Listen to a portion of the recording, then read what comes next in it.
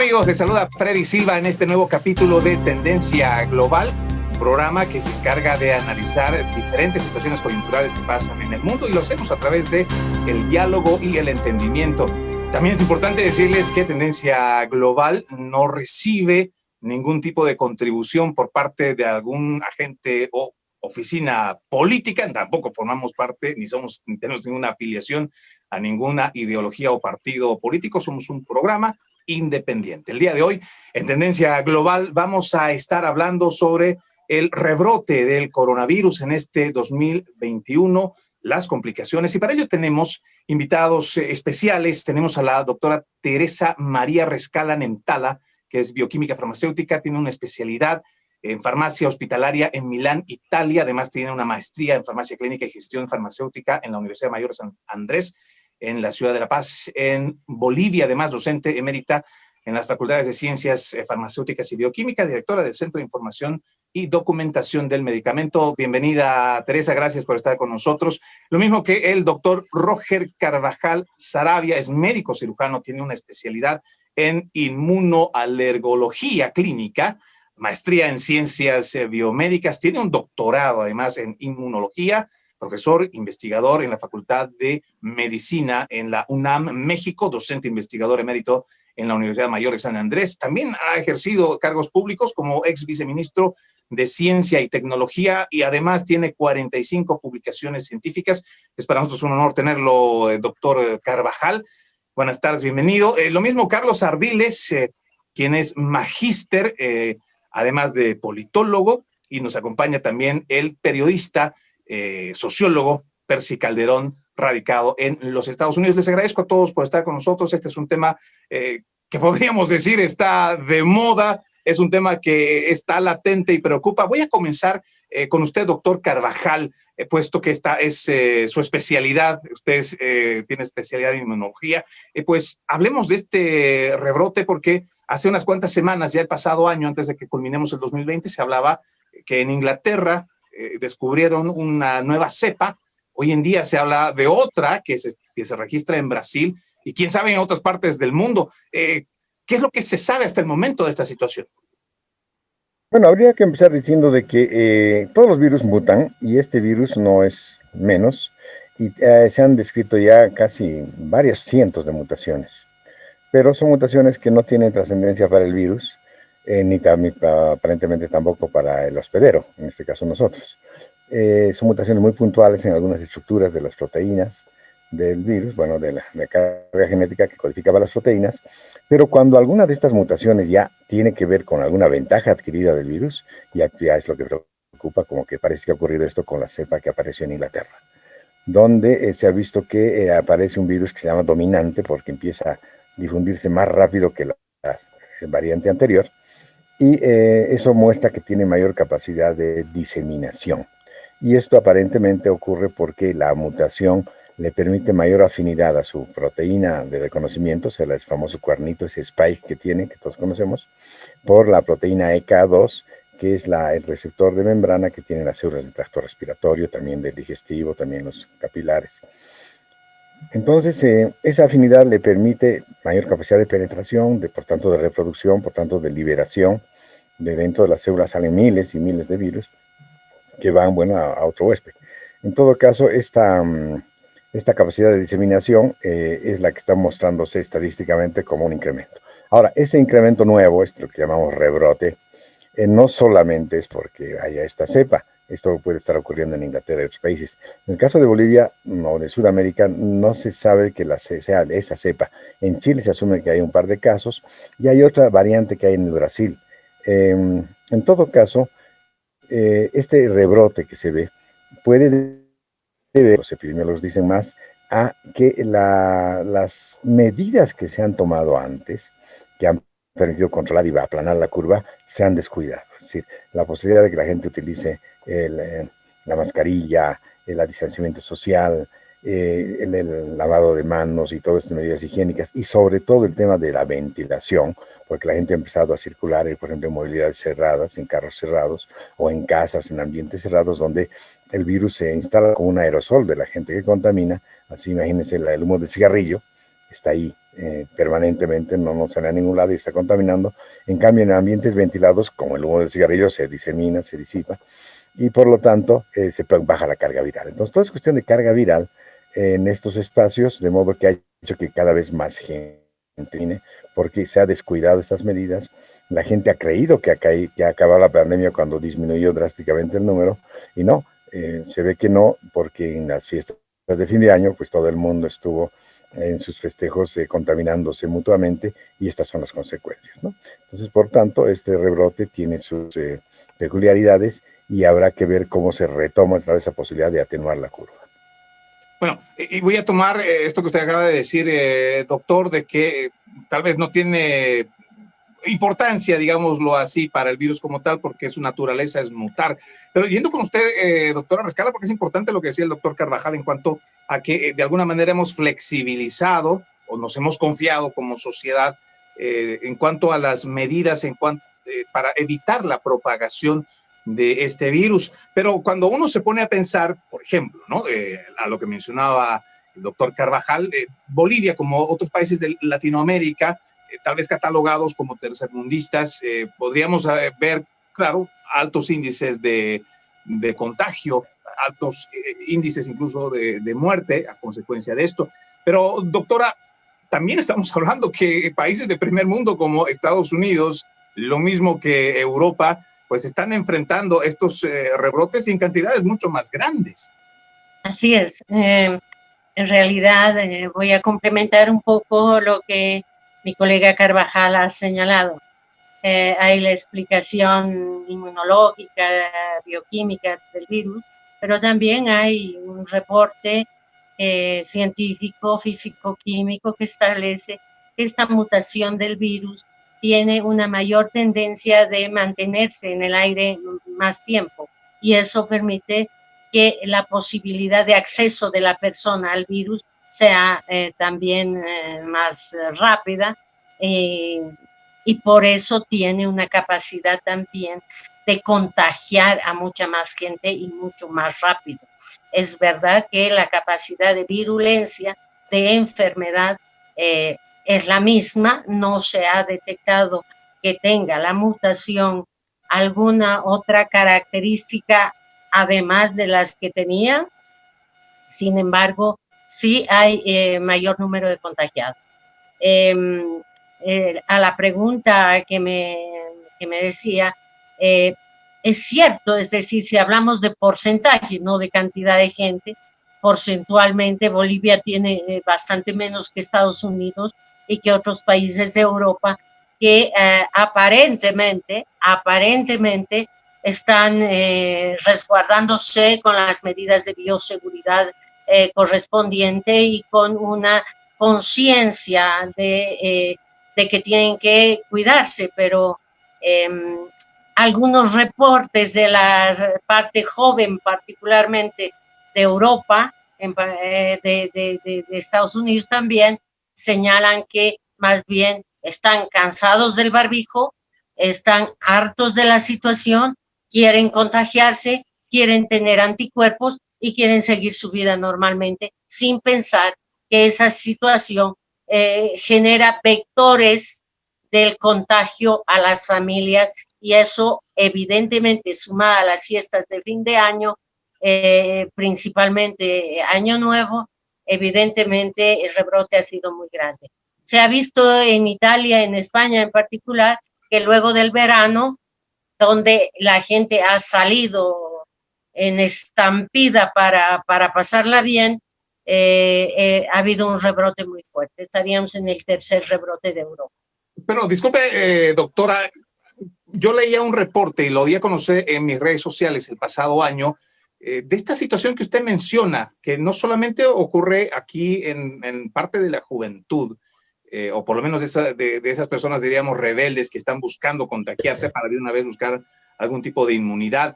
Pero yo veía este reporte de Suecia, para ser precisos, que el mismo ministro de Salud lo dice directamente y lo dice abiertamente. Primero, asumiendo de que buscando la inmunidad colectiva, que eso es lo que esa población buscó, lo ejerció y eso fue lo que hicieron. Ellos estaban seguros y estaban convencidos de que de todas formas, con ayuda o no de este virus, y entre comillas, la ayuda, digámoslo así, del virus, la gente de todos modos iba a morir.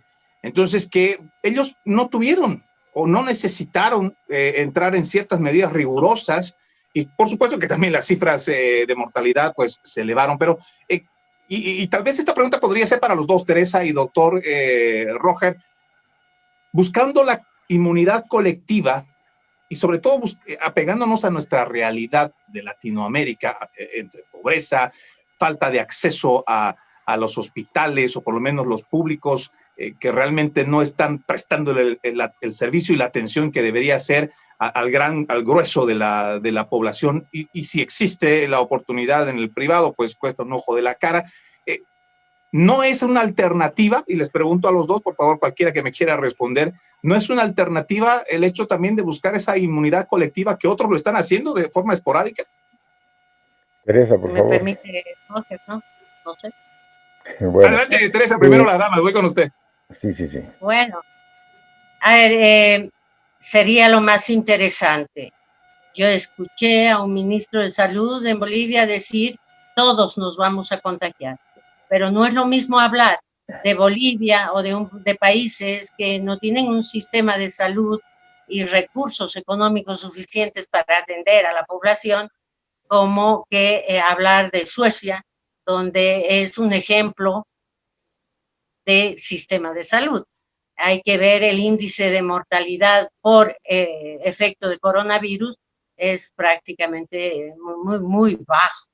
Entonces, en Suecia o en países como Suecia, Holanda, Dinamarca y demás, sí sería una alternativa de lo más interesante y ya no estarían esperando ansiosamente la vacuna. En países como Bolivia, Bolivia no tiene un sistema de salud adecuado, no puede abastecer esta situación y obviamente el porcentaje y el grado de mortalidad va a ser muy alto, como que se está viendo de esa manera. E incluso el manejo en las UTIs, en las unidades de terapia intensiva de los respiradores, están generando también observaciones a nivel de los médicos que señalan que no hay mucha práctica en el manejo de esto y que podría haber problemas incluso de gente que podría salir bien parada después de un respirador.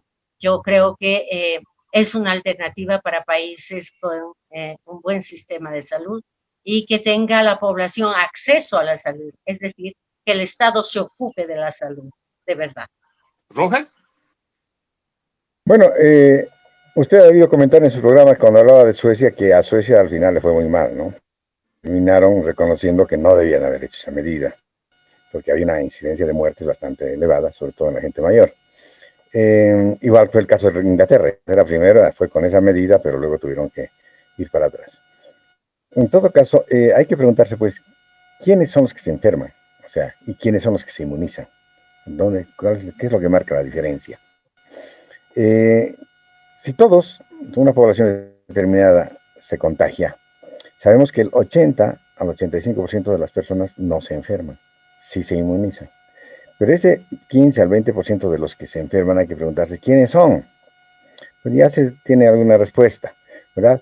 Primero, pues quienes tienen padecimientos de fondo, algunas enfermedades que predisponen a que cuando entre el virus se responda con una inflamación que es muy dañina a los tejidos. Pero si entra el virus y causa esos destrozos es porque la inmunidad está alterada. O sea, el problema es esencialmente inmunológico. No ha existido en esos sujetos la capacidad para resistir el ataque viral, dejarlo en las mucosas y permitirle pues que entre y que haga los destrozos que hacen los diferentes órganos. Entonces, ¿y quiénes son los que tienen la inmunidad alterada? Ahí viene el tema. Conocemos ya que mucho de esto tiene que ver con el estilo de vida, ¿verdad? La dieta, el ejercicio, el estrés, el deporte, la contaminación ambiental. Todo esto ha conformado que un porcentaje de la población se haga lábil, se haga vulnerable. En todo caso, cuando uno quiere hablar de inmunidad de rebaño, que todos deberíamos tener, como quisiera algunos, pero siempre va a haber alguna gente que se va a enfermar y se puede morir. En cambio, la idea de protegernos todos con barbijo, etcétera, es que no haya la diseminación y que ese monto de gente, ese 15%, sí se va a enfermar, pero poco a poco, de modo que no abarrote las estructuras sanitarias, que ese es el problema mayor, que si ese 15% se infectara de súbito, serían miles y miles de personas que no se pueden atender. En todo caso, esta capacidad de los gobiernos, de los sistemas sanitarios de atender, está sobre todo en el ámbito de las terapias intensivas, que es donde más preocupación hay. Pero desafortunadamente los estados y los gobiernos no se van a la política de la prevención, ¿verdad? Del estilo de vida, de la dieta, del estrés y todas aquellas cosas que ya se conocen bien y que no le están dando absolutamente ninguna importancia, que es por donde debíamos reducir esta cantidad de gente que se va a enfermar. Y el otro tema, hacer intervenciones farmacológicas al inicio de las enfermedades. Y de esto podemos hablar en un momento más, ¿no?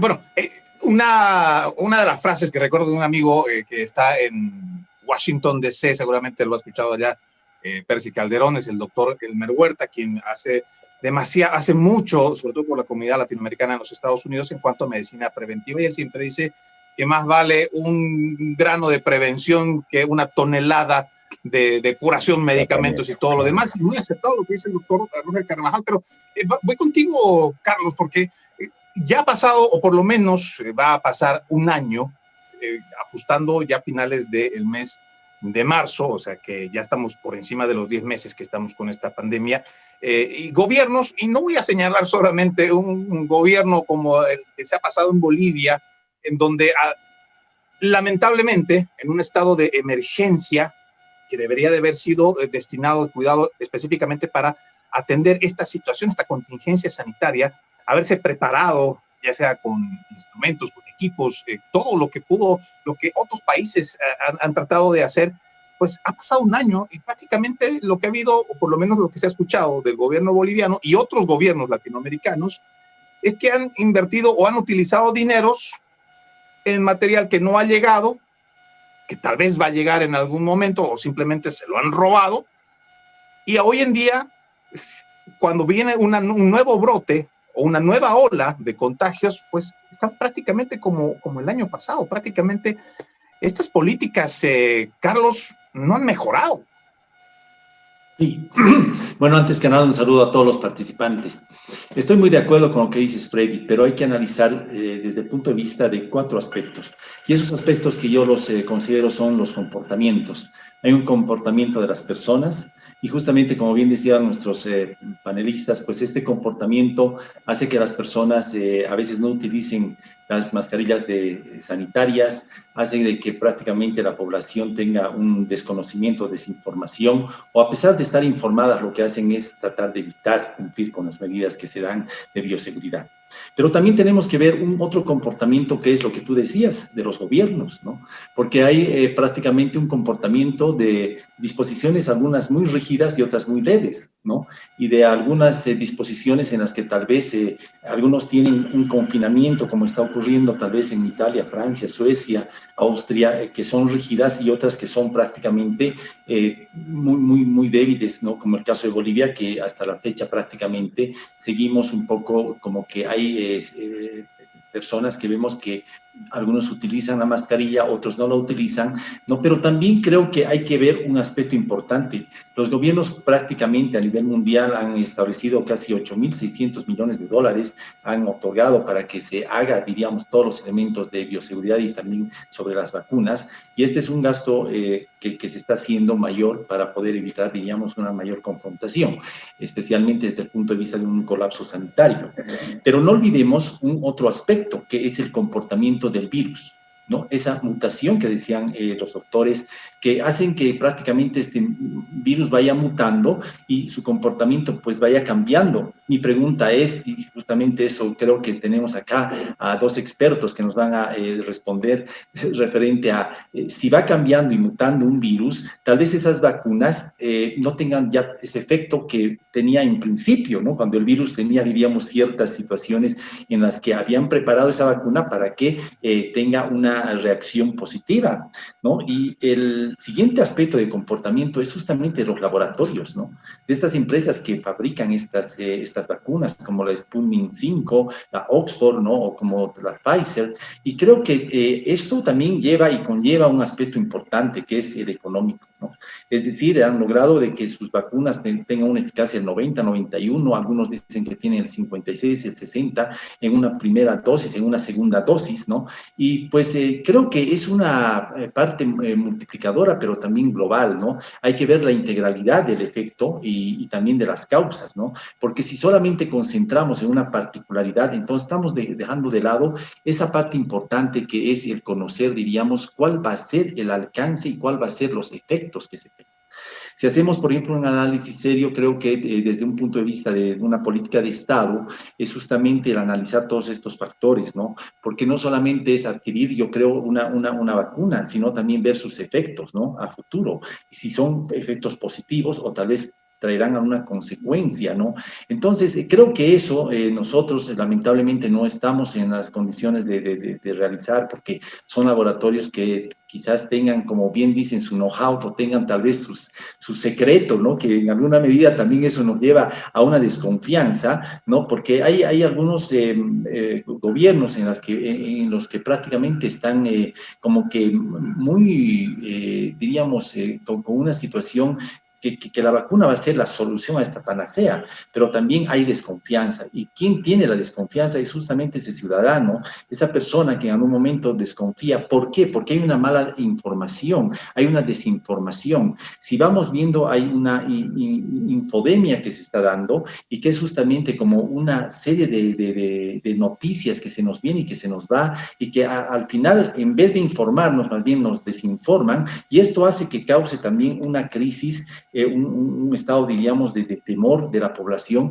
y creo que eso también tiene que verse. Son varios los factores, son varios los comportamientos, y pues tenemos que analizarlos desde diferentes ópticas.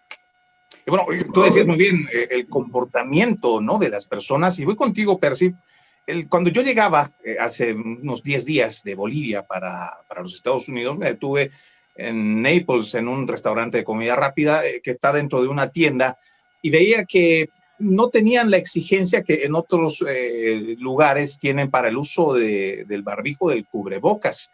Y pues curiosamente entró un grupo americanos que cuando, por curiosidad también les pregunté pues, qué pensaban del hecho de que, porque además no tenían el cubrebocas, y cuando tenía esa curiosidad de preguntarles, o sea, qué pensaban sobre que ese lugar no lo exigía, ellos dijeron, pues es lo correcto. Ellos decían que su derecho constitucional, que es lo que ampara la Constitución de los Estados Unidos, a poder elegir y decidir si eso es o no bueno o no para ellos, ese era su derecho. Y entonces entramos en un conflicto, y me imagino que esto debe pasar en algunas otras, en otros estados, en otros países, porque también, por ejemplo, en nombre de la salud pública, en nombre del bien común, prácticamente se ha llevado prácticamente se ha orillado a un arresto domiciliario por más de un mes. Y países, por ejemplo, como Argentina, han visto gravemente afectada, y hasta el día de hoy todavía algunos están gravemente afectados, sobre todo la pequeña industria. El impacto económico ha sido brutal y todavía no estamos terminando de cuantificar. Entonces aquí viene una situación, Percy, en cuanto a este comportamiento mismo, y lo mencionaba la doctora Teresa al decir que pues algunos ya se cansaron, algunos simplemente, o lo que decía Carlos, incluso por la misma desinformación, ya la gente no quiere obedecer o simplemente no quiere hacer caso y está tomando, como decir, su vida y sus decisiones en sus manos, y prácticamente de alguna manera podríamos decir hasta equívoca o egoísta, pues estaríamos poniendo no solo nuestra salud en peligro, sino también el de la comunidad per se. Bueno, antes de nada quiero darles un sincero agradecimiento a la doctora Descara y al doctor Carvajal por ser parte de este panel y de este programa que es importante y que sirve de información a toda la comunidad latinoamericana y a nivel mundial, porque este programa tiene alcances en todo el continente americano y también en Europa. Yéndonos a la pregunta, la pandemia ha obligado a muchos gobiernos a tomar medidas extremas de realizar tácitamente un arresto domiciliario de sus poblaciones.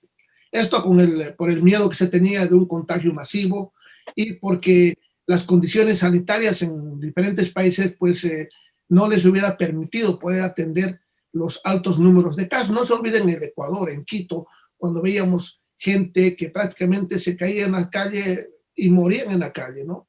Y la cantidad de cadáveres que no podían ser enterrados, todo un desastre sanitario, ¿no?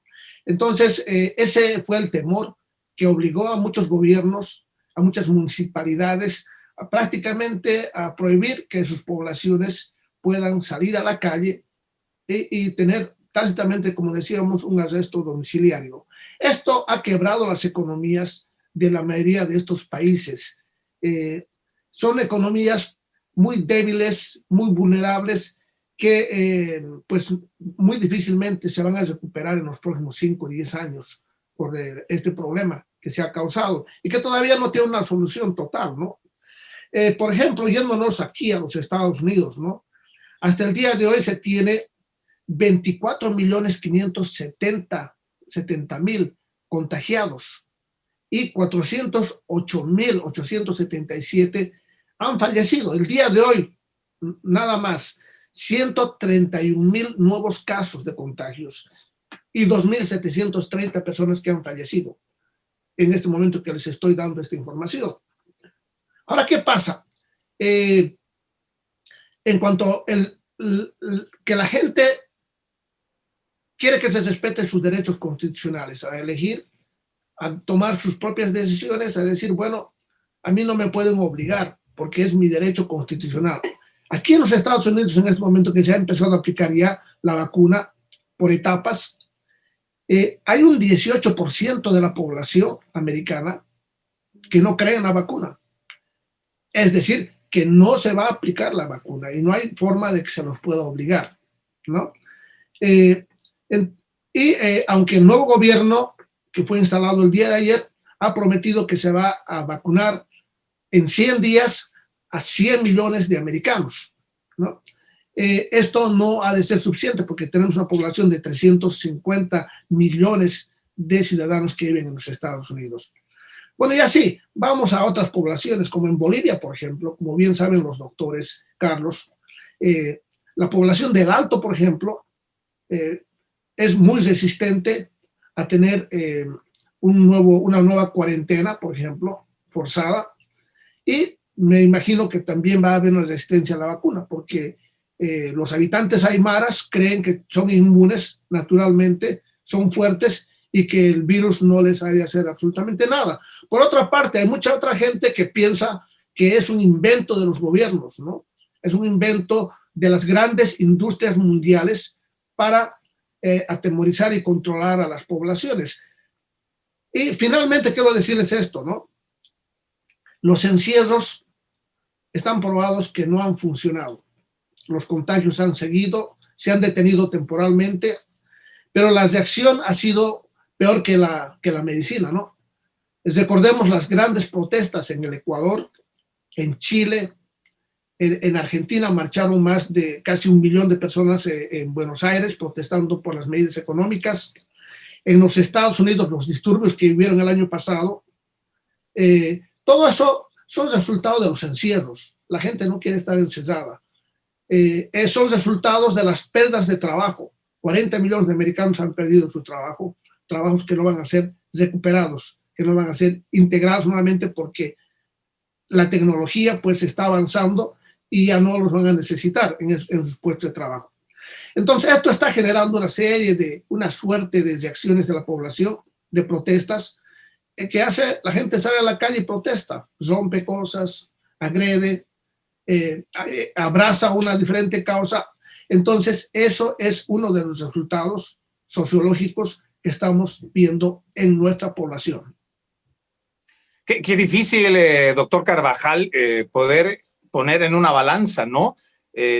La salud, la vida, pero también la economía, los ingresos, prosperidad, tantas otras cosas que uno puede poner acá y hace esos contrapesos y a quién le damos la razón, porque también una cosa es dar los consejos, una cosa es buscar que que sea algo bueno para la gran parte de la población, pero otra cosa es estar en los zapatos de aquellos que viven el día a día, que realmente sus ingresos dependen de lo que puedan hacer.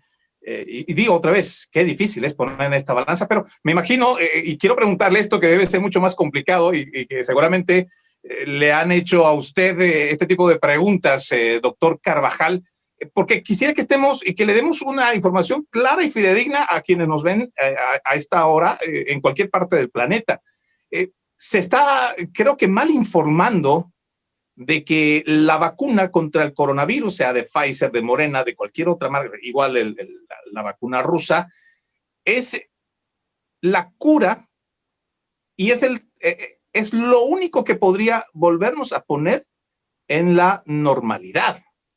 Incluso ayer tuve la oportunidad de ver, mientras se hacía la juramentación del presidente Joe Biden, a un personaje y un legislador decir que esta era una vacuna que iba a acabar con el coronavirus.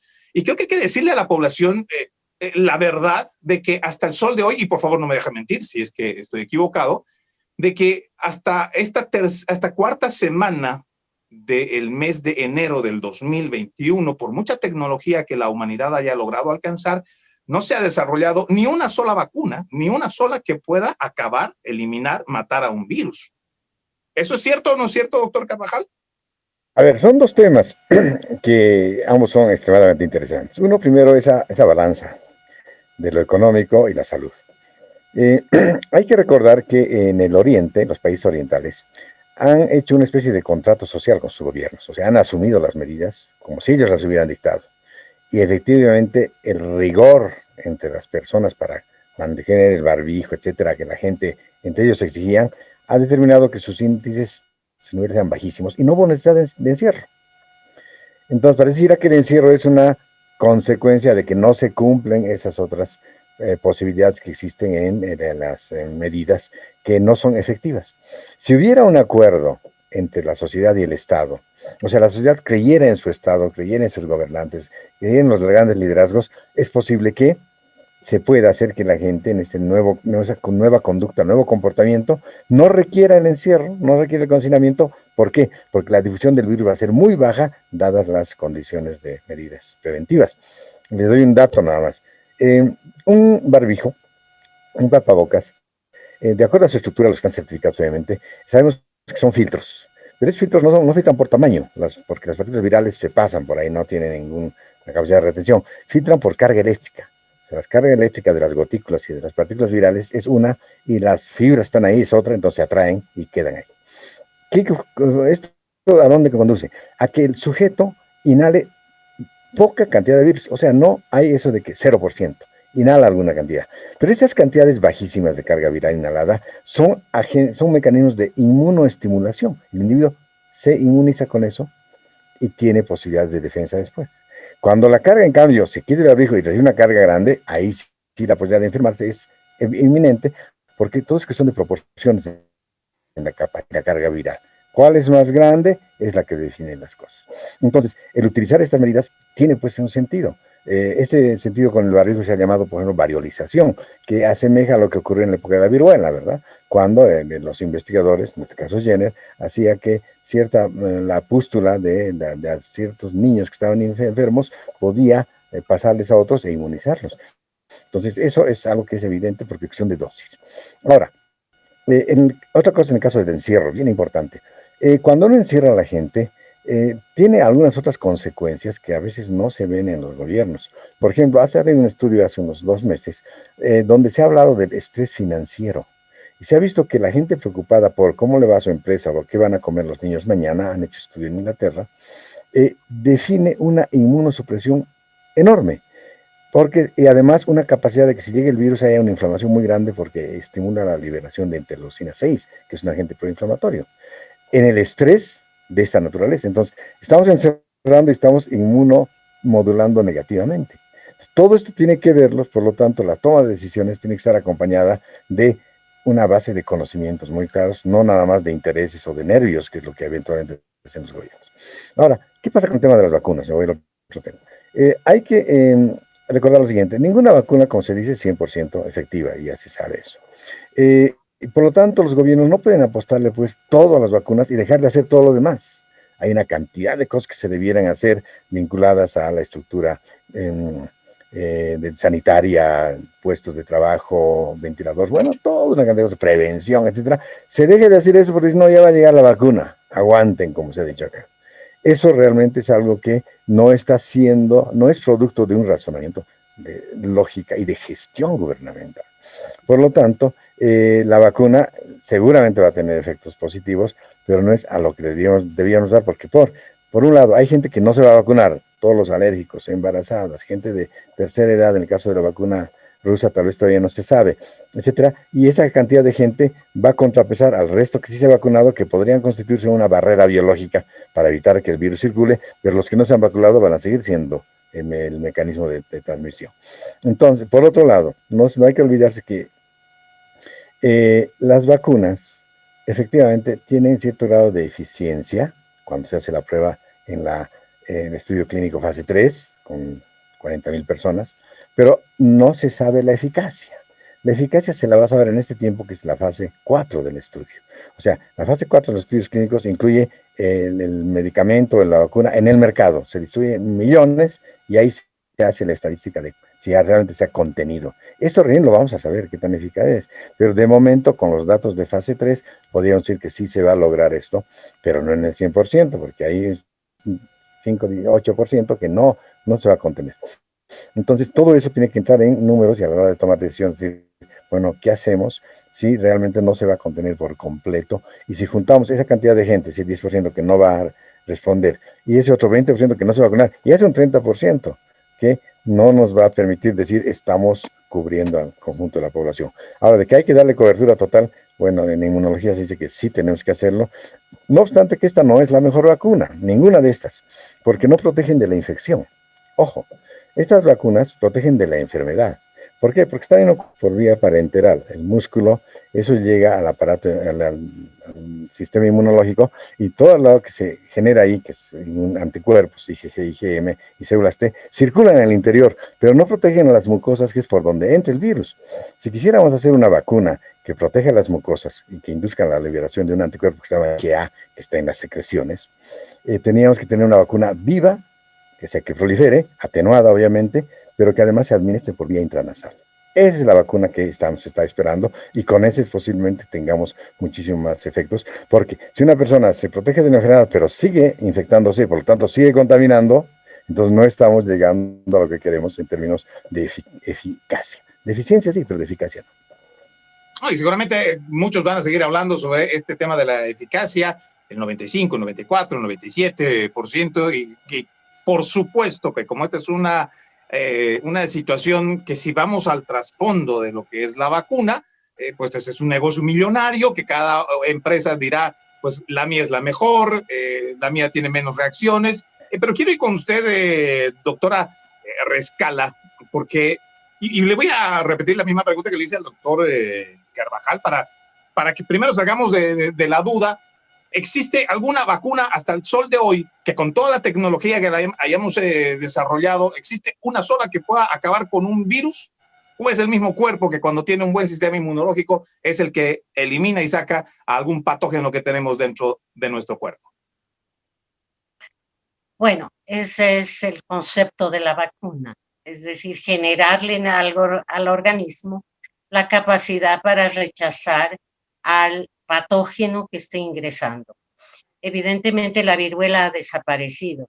Sin embargo, no, ninguna vacuna ha eliminado al 100% absolutamente ninguna enfermedad. Hablando, no sé. No, y permítame, doctora Rescala, le voy a interrumpir y le hago esa pregunta, y precisamente por lo que comentaba el doctor Carvajal, porque lamentablemente gobiernos, o los políticos en este caso, pues están utilizando y están politizando, que es lo más preocupante, creo, al utilizar y apostarle todo, absolutamente todo a una vacuna. Y las políticas preventivas, por ejemplo, de decirle a la gente, porque lo que mencionaba el doctor Carvajal, de que si encerramos a las personas, estas personas no van a tener actividad física, van a empezar a comer mal, van a tener este estrés, porque hay estrés no solamente en los adultos, también hay estrés en los niños. Entonces, todas estas personas que van a estos confinamientos terminan siendo personas inmunodepresivas que salen a la calle, sacan un pie y pueden agarrar cualquier patógeno pequeño que no es una gran amenaza y puede enfermarlos realmente. Entonces, cuando hablamos de la verdad, entonces parece que lamentablemente, y con los años que han pasado, lamentablemente los políticos, en vez de estar trabajando, además de buscar una vacuna que podría ayudarnos a mejorar el sistema inmunológico, como que se están aplazando en no decirle a la población cosas tan básicas, como además de lo que explicaba el doctor Carvajal, de utilizar el barbijo, lavarse las manos, una buena alimentación. O sea, cosas tan básicas como mejorar y tener mantenernos sanos el más tiempo posible. Exactamente. En realidad creo yo, y lo he ido viendo así, que desde el principio de la pandemia, y cuando no era pandemia todavía era epidemia, ya esto se estaba politizando en todo sentido. Pues no me extraña para nada que a estas alturas la vacuna sea también un elemento político y no tanto un elemento de salud. Sí, están apostando muchísimo a la vacuna y no a la prevención.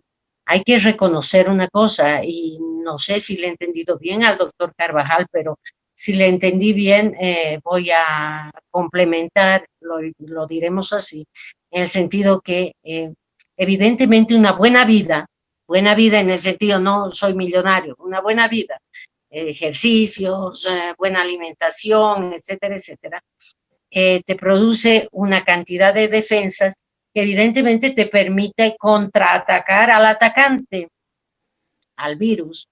No es que la gente no enferme, no es que la gente no se contagie, sí se contagia, pero puede responder de manera mucho más efectiva, mucho más eficiente cuando está con un sistema inmunológico bastante bien establecido.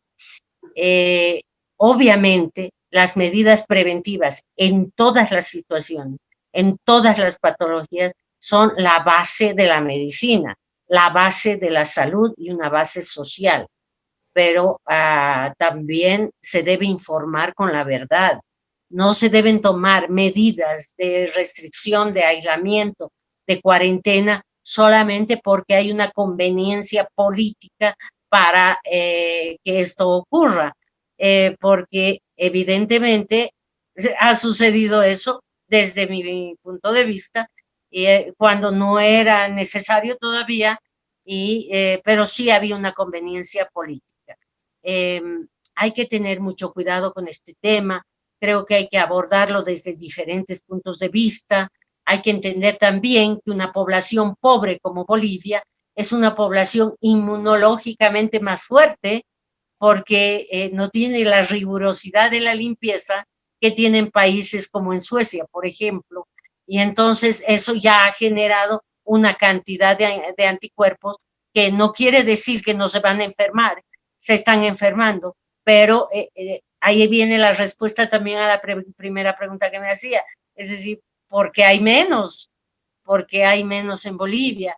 Entonces, pueden haber muchos otros factores. Evidentemente, es necesario una buena alimentación, bajar el estrés, tener una economía mínima, los sistemas de bioseguridad y que el gobierno representante del Estado, sea quien sea, el gobierno que está dirigiendo un Estado, debe decirle la verdad a la población. La vacuna, hasta donde sabemos, tendrá una duración, un tiempo de duración de generación de anticuerpos. Es como cuando nos inmunizamos por haber enfermado a aquellos que han logrado salir de la enfermedad. Entonces, la inmunización tiene un tiempo de vida media. Y luego, bueno, está nuevamente la persona expuesta al contagio y a la enfermedad. Entonces, se debe seguir buscando paralelamente otras alternativas también que puedan permitirnos convivir con el virus que tiene larga vida aparentemente en el planeta. No, y eso es muy cierto. Desde el principio de la pandemia, ya personajes de la Organización Mundial de la Salud lo habían dicho, y creo que no todos prestamos la misma y la debida atención, porque ellos dijeron y fueron muy claros, el virus vino para quedarse. Y las políticas, o más bien el politizar el tema, empezó a hacerle pensar a algunos ciudadanos de que si los manteníamos encerrados, privándolos de libertad y cualquier otro argumento que hayan puesto, politizando la idea, pues le estaban mintiendo, como decirle, una vez que salgamos de estas cuarentenas, pues vamos a volver a la normalidad. Y eso no es cierto. Y voy contigo, Carlos, porque cuando revisamos este tipo de situaciones de no hablar con la verdad, nos enfrentamos precisamente a lo que tú mencionabas, que son los comportamientos o las reacciones, o para decirlo propiamente, pues hay gente rebelde que ya como que ya no le cree, pues, ¿no? Ya no es lo mismo, ya no creen como al principio todavía lo habían hecho, y a esto hay que ponerle su cuota de que los medios de comunicación, de una forma muy personal, lo voy a decir, también creo que han contribuido con una campaña del terror,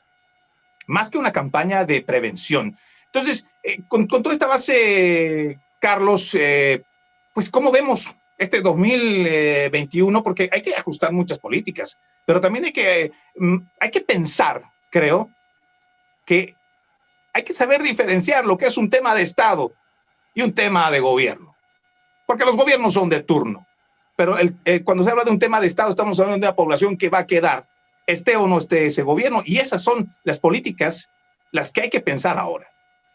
Sí, justamente concuerdo con Percy, con el doctor Roger y la doctora Teresa, contigo, cuando tenemos que ver de que se puede gobernar mediante la política del temor o la política del terror. Y eso hace de que a veces cuando hay estos confinamientos es porque los gobiernos no dan soluciones y lo único que dicen es quédese en casa. Y creo que esa no es la mejor política, porque todo gobierno tiene que tener planes anticrisis y planes de prevención sanitaria. Y esto debe ser controlable. Y si vemos dentro del orden jerárquico de las preferencias, estamos viendo que la salud está en un tercer lugar. Primero está lo económico, luego está lo político y al último está la salud. Entonces vemos de que de la salud se está gestando buenos ingresos económicos. Y a través de la salud, del desmedro de la salud, se está gestando también las políticas, diríamos, ¿no?, de gobiernos que prácticamente están viendo de que el ciudadano tiene que actuar bajo un elemento de temor, ¿no? Es decir, el gobierno puede decirle, si no haces lo que te digo, entonces va a ser peor. Si no utilizas tal vez tal elemento, tal vacuna, te puede causar un mayor daño. Pero como bien decían nuestros panelistas, en alguna medida, si nos ponemos a preguntar, ¿será la vacuna la panacea, la solución a esta pandemia? ¿No será que la pandemia va a continuar, como bien decían los doctores, aún se coloque la vacuna? ¿Cuáles van a ser los efectos multiplicadores que se tengan? ¿Cuáles van a ser las respuestas que prácticamente nos den todos estos laboratorios? Y quizás tengamos que tener algunas otras respuestas mucho más eficientes o eficaces, como decía el doctor, con relación a tener ya algunas otras variantes, porque si la mutación de las cepas cambian, pues yo considero que a veces la vacuna que tenía un 90% para cierta cepa, ya no sea para otra que tal vez ya ha mutado.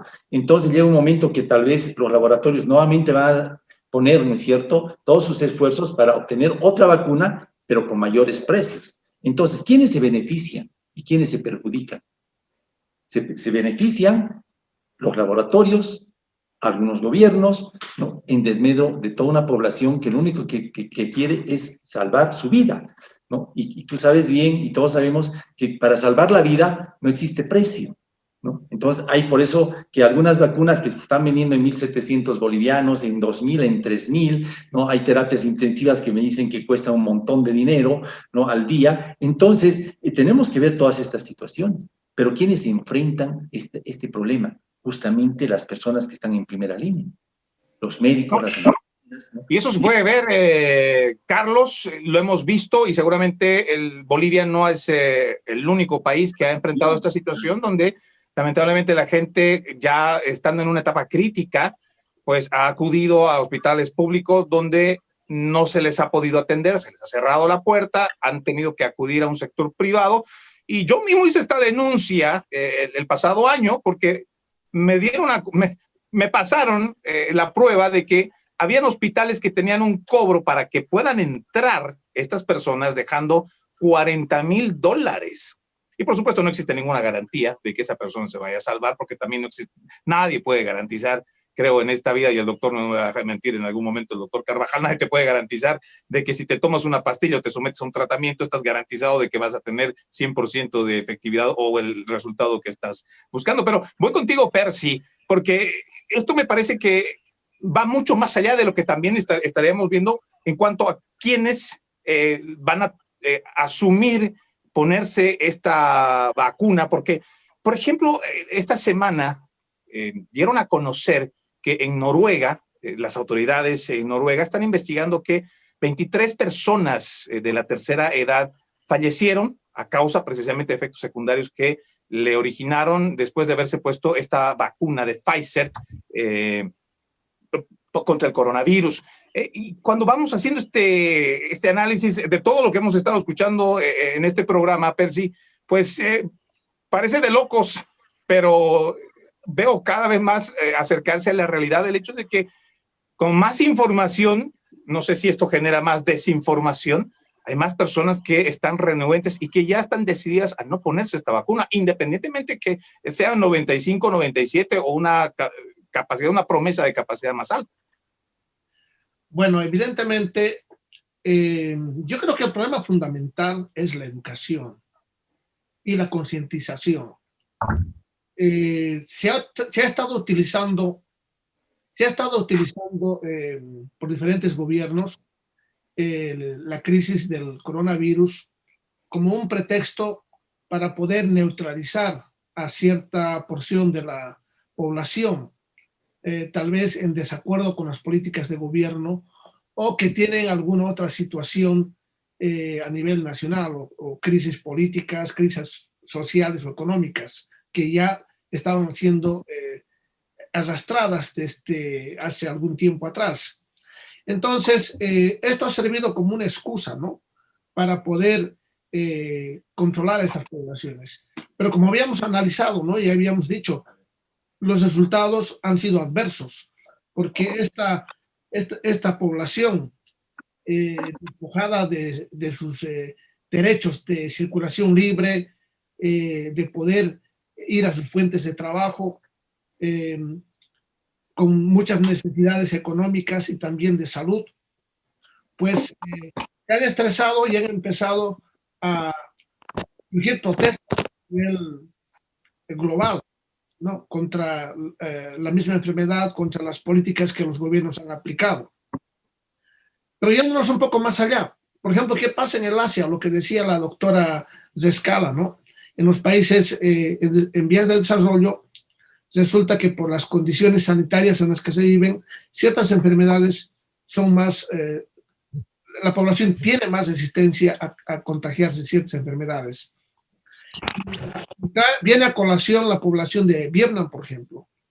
Ellos han cerrado sus fronteras desde el año pasado y resulta que solamente tienen 35 personas que se han contagiado. Ellos no usan barbijos, no están haciendo distancia social, pero lo que han evitado es que gente de otros países puedan llegar a Vietnam. Y de esa manera han podido controlar esta crisis epidémica. Entonces, pues eso nos cuestiona mucho muchas de las medidas que se han ido aplicando, ¿no? ¿Qué es lo más correcto para poder salvar esta situación? Bueno, básicamente nosotros ya vamos a ir finalizando. No antes, doctor Carvajal, y antes de una pregunta que todavía le voy a hacer, quisiera que, pues, para puntualizar lo que decía Carlos Ardiles, esta pregunta que seguro más de uno se está haciendo, al momento de escuchar que existe una segunda, tercera, cuarta, no sé qué número de cepa ya podríamos estar en cuanto a la mutación, la oferta de Pfizer Morena o la otra vacuna rusa, incluso la vacuna china, ¿qué tan efectivo es o podría ser, según su experiencia, su especialidad con doctorado en inmunología? ¿Qué tan efectivo puede ser cuando estamos hablando de mutaciones de este tipo de virus? ¿Qué tan efectivo es cualquiera de estas vacunas? ¿Sigue siendo aplicable y ya no es aplicable? Bueno, es que ese es un hecho, digamos, al azar. Las mutaciones son eventos al azar. Ocurre en algún lugar a la hora de que se reproduce el virus por miles, alguna falla que hubo en la construcción de su ADN, digo, de su ARN. Entonces, si se diera una mutación que cambie la estructura tridimensional de la molécula que queremos atacar con anticuerpos, ahí sí el anticuerpo no va a reaccionar o lo va a hacer con deficiencia, con poca afinidad. Ese es un hecho probable, posible, en algún momento, pero que de momento puede no darse nunca también. Es totalmente probabilístico, totalmente estocástico, digamos. Hay una probabilidad que puede estudiarse por modelos matemáticos que ocurra. Pero de momento, las vacunas que están ahí no están siendo interferidas por esa capacidad de reacción de reconocimiento del virus.